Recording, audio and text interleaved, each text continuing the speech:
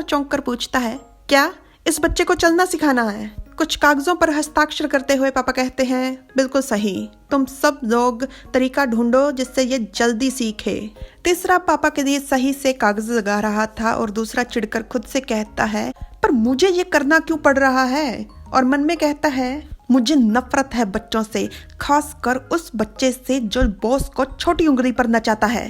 Potato puppy की तरह मूंगफली जैसे दिखने वाले खिलौने के साथ खेल रहा है और पहला जोड़कर बना रहा है खिलौनों से घर।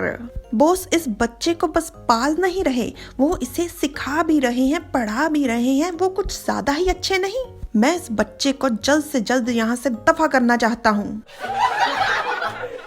पापा अपने कागज पत्र का काम कर रहे थे। तीसरा कहता है, बड़े भाई इस बच्चे के परिवार के बारे में। और दूसरा चिल्लाकर कहता है, मेरे पास एक योजना है, एक बच्चे को सिखाना और एक पपी को सिखाना बिल्कुल एक जैसा ही तो है। बॉस आप चिंता मत कीजिए, मैं आपकी मदद करता हूँ। और दूसरा जाकर सीधा तीसरे के कंधे को थपथपाते हुए कहता है, तुम आओ और मेरी मदद करो। दूसरा तीसरा पहुंच जाते हैं सीधा लोटपोट हो रहे पटेटो के पास, जो हैरानी से देखता है दूसरे की तरफ।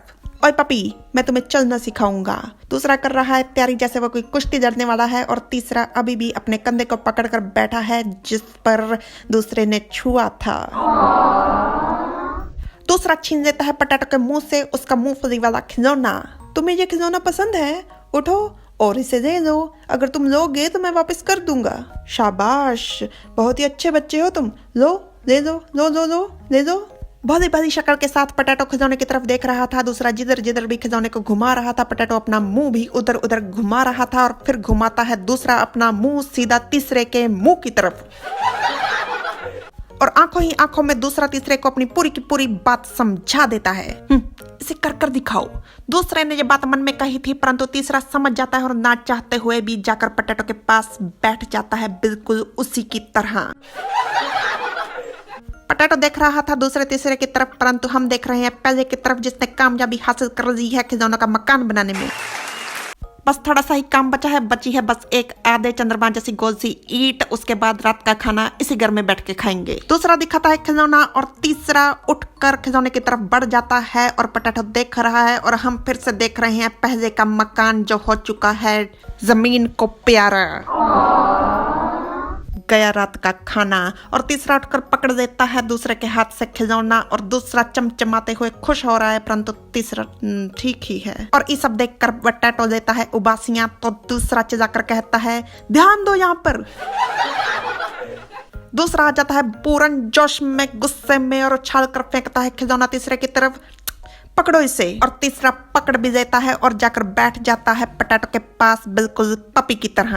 पटेटो को नींद आ रही थी, परंतु फिर भी वो एक आंख खोलकर देखता है दूसरे की तरफ और दूसरा उससे कहता है, मैं तुम्हें दिखाता हूँ अच्छे कुत्ते कैसे व्यवहार करते हैं। ये बात सुनकर पटेटो की आंखें दोनों खुल जाती हैं और वो कहता है दूसरा घूमता है खिलौने की तरफ और कहता है दूसरा जाता है सीधा खिलौने की तरफ अपने दो टांगों पर, परंतु पपी की तरह व्यवहार करते हुए जाकर पकड़ देता है तीसरे के हाथ से अपने मुंह से खिलौना। देखा तुमने, मेरी तरह अच्छा कुत्ता बनो।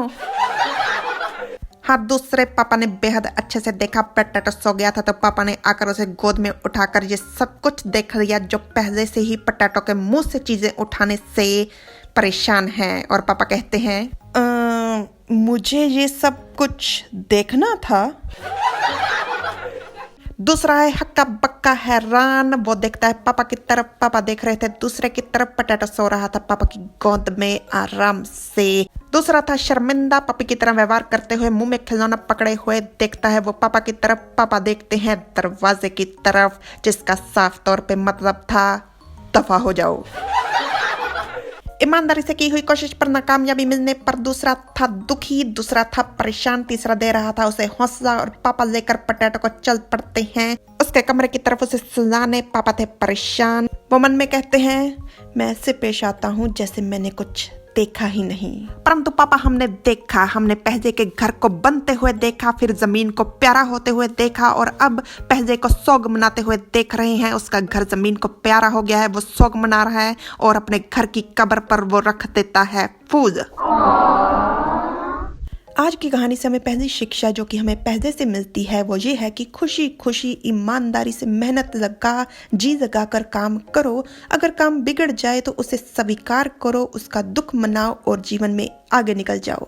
और दूसरी शिक्षा जो हमें दूसरे से मिलती है कि अगर आपकी नीयत ईमानदार नहीं तो नतीजे कभी भी संतुष्टिजनक नहीं होंगे। Like, subscribe, share, comment. Thanks for watching.